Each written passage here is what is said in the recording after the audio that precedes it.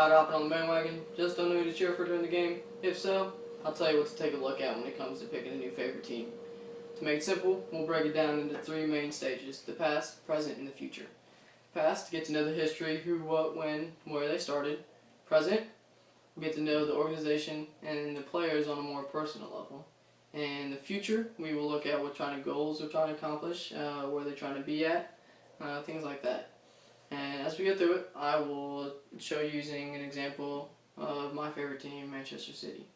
Alright, first we want to look at the history of them. It can be broken down into two parts.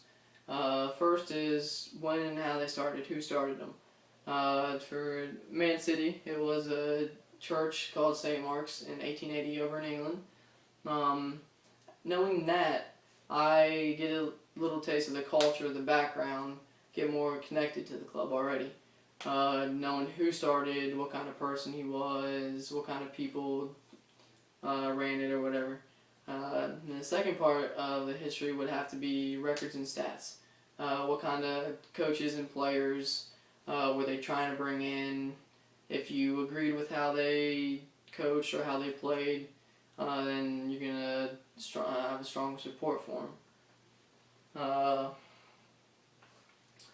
Now that we've looked at the past, we can step into the present and get to know the players in the club on a more personal level.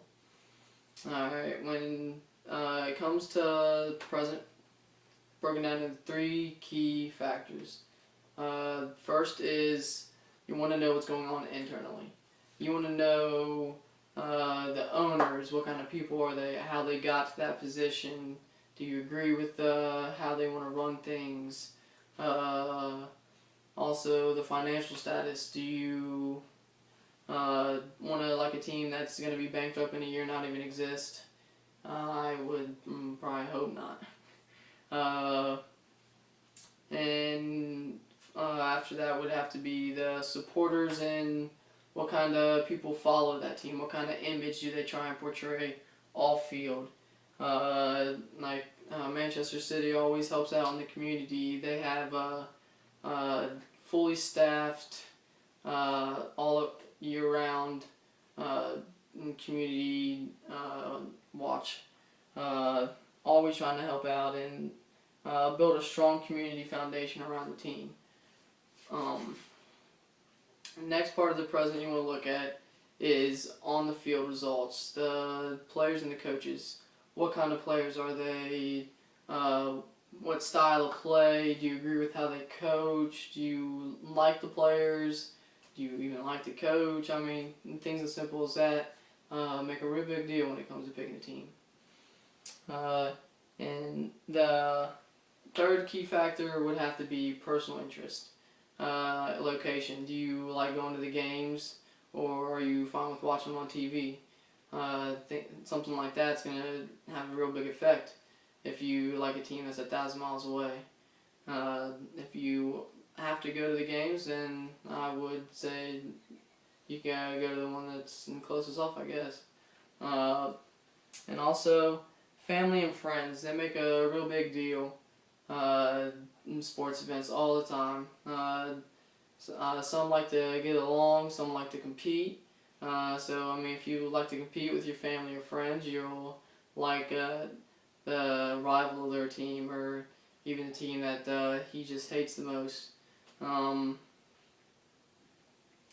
Things like that make a big effect in choosing a team. Now that we've looked at the present, we can take a leap into the future and figure out where they're trying to be at in the next, say, 10, 15 years. Alright, looking at the future, the destination is the only thing that matters. They might be doing bad now.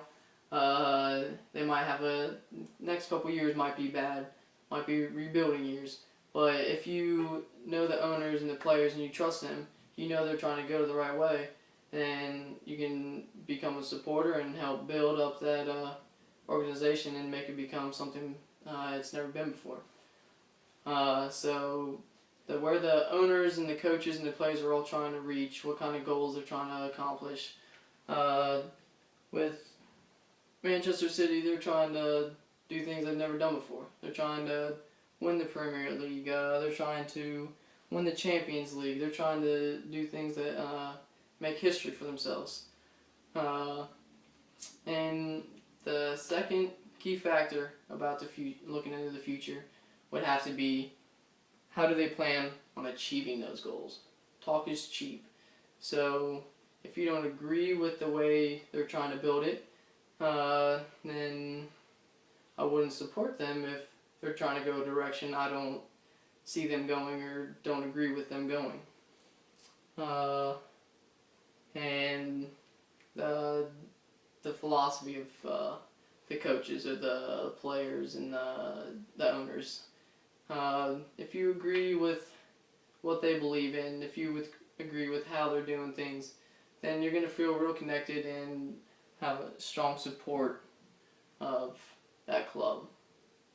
Coming to the conclusion, now being an educated sports fan that you are, you're able to go through and feel more connected to a club or favorite team now that you've done the research and you know more about them and you know their background and what they're trying to do.